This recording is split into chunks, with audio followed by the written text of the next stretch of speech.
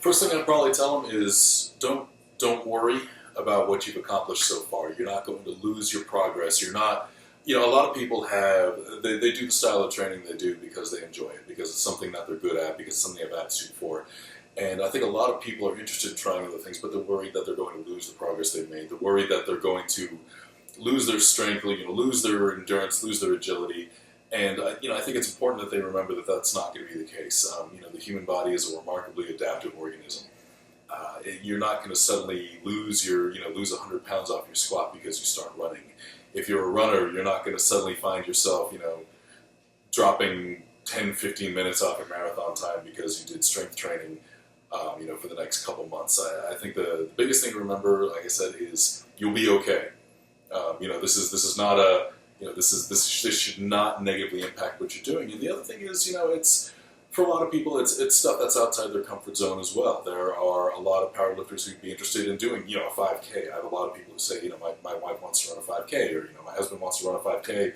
I want to be able to do it with them, and that's it's something they've never done before.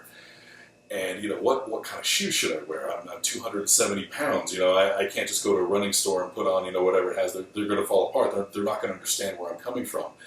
And I think I would tell them that there are coaches out there who understand this type of training at this point. There are resources that will help you figure out what is it that you have to look out for. As an endurance athlete.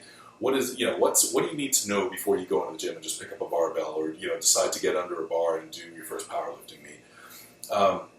I think that would be the biggest thing. It seems like an intimidating process, but you're not alone in this regard. There are individuals who do it. You walk on any military base, you see a whole bunch of people who are very strong who do a dozen different kinds of physical activity at this point, and they're resources. You just have to find them. So be very methodical in your training. Make sure your diet's on point. Make sure all those considerations are taken care of, and you'll progress. And you may even find that you have tremendous aptitude for something you never thought you'd be good at.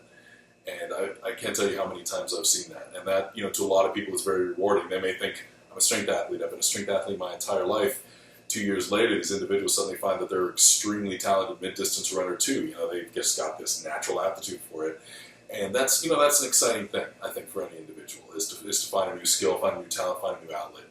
And keeping that in mind, I think there's no reason not to try something